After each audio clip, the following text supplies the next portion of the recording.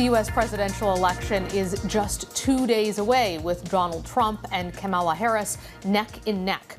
And that's with the polls over the years tending to underestimate Trump's support. Need I remind you of their spectacular errors in 2016? Now Canada and the world are bracing for Trump's possible return to office. What could it mean for Ottawa's relationship with Washington? David MacNaughton was Canada's ambassador to the U.S., mainly while Donald Trump was in office, and he joins us now. Nice to see you, Ambassador MacNaughton. Good to see you, too. What are you expecting to see on Tuesday? Well, it is, as you mentioned, really close. It comes down to, a few states like Pennsylvania, Wisconsin, Michigan, Arizona. It's really hard to sort of predict what the outcome is going to be. I think the only thing that I really worry about more than anything is that the result is so close that it leads to, chaos in the United States. I mean, if we had a situation like the Bush versus Gore election that it had to go to the Supreme Court, you can just imagine the turmoil that would go on. So I hope one way or the other, it's clear. I think Canada can deal with either outcome, but chaos would not be good for anybody. When you say that chaos, I mean, we all remember the debate over the chits. There was a lot of acrimony, but there wasn't necessarily the fear of significant violence that there is with this election. As somebody who has spent time there and is tracking this very closely, what do you think the chances are of there being violence after the U.S. election, especially if there's a contested result? Yeah, I think it's fairly high. I mean, I was really, really shocked by the January 6th, storming of the Capitol. I mean, when the Trump inauguration took place, my wife and I walked down from the Congress and walked to the Canadian Embassy.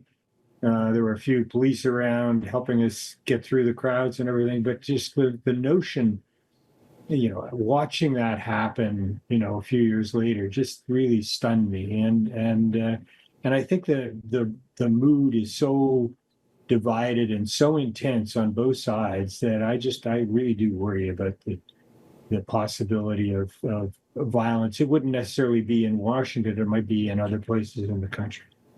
What do you think the implications of that potential instability in the U.S. are for Canada, regardless of who the president is? That instability could be there. Yeah, I mean, the two things that are, that kind of instability would, cause real problems for us, both in terms of our trading relationship and in terms of, security.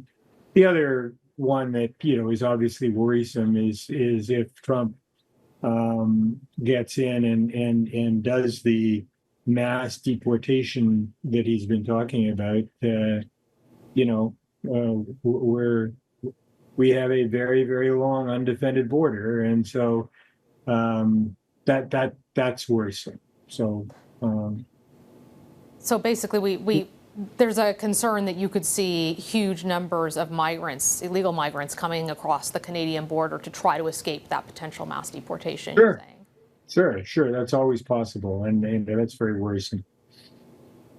One of the other worries, of course, is always trade. Renegotiating USMCA took up a huge amount of your time as ambassador. Now we're hearing threats of tariffs from Donald Trump on things, including potentially Canadian oil. What effect could that have on our economy? And do you think that he's serious about this, or is he just threatening to try to negotiate? Well, I think, you have to remember that he's very transactional, and he always throws up, threats and things like that. I think we're going to have to be ready to put some things on the table with the U.S., particularly under Trump, sooner rather than later. I think under Harris, we've got some time before the Kuzma review in 2026 to, engage with them on a more sort of, traditional basis. I think with Trump, we should be ready to talk about how we're going to be good partners and to help preserve peace and security and prosperity. I think that means we've got to talk about a lot more than just trade. We've got to talk about security and defense. We've got to talk about,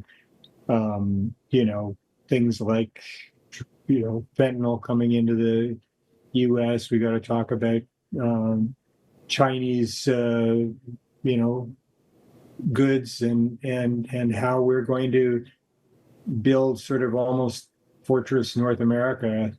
I think there's some opportunities. I realize that everybody's kind of worried about what, is he going to put tariffs on? Is he going to do this? Is he going to do that? But we've got a lot of strengths that we can come to the table. We just have to be prepared to do so and not always just simply want to talk about trade. We're going to have to talk about, playing a larger role in defense and security also.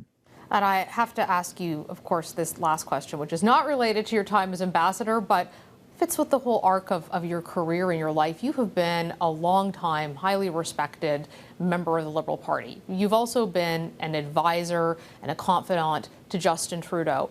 Do you think that he should stay on as the leader of the Liberal Party? I think, I was invited to go to the cabinet retreat in Halifax, and we talked about a number of issues there. And then I did spend some time with the Prime Minister, just one-on-one, and I expressed my views at the time privately to him, and I'm going to keep it private. Okay, well, thank you so much for sharing your time and your expertise with us, and maybe we'll find out what those views are one day. Okay, sounds good. Thanks, Mercedes.